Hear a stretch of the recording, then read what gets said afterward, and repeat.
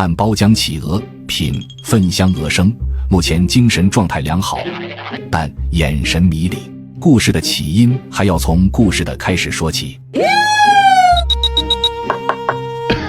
随着 QQ 的登陆，企鹅来到了1年1度的泼世节。开跑！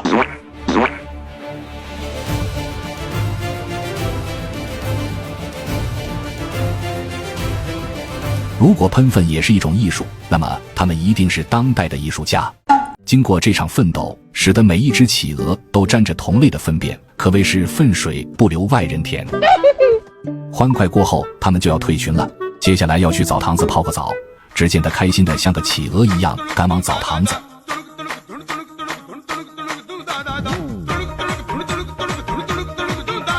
如果不出意外的话，就出意外了。一群海狮海狗拦住了他们的唯一去路，但好在他们除了休息就是睡觉，只要不打扰到他们就没问题。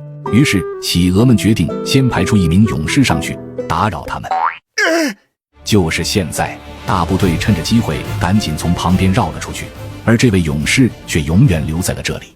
经过短暂的跋涉，他们来到了大澡堂子，待洗干净身上的粪香，又可以重新作恶。哈哈哈！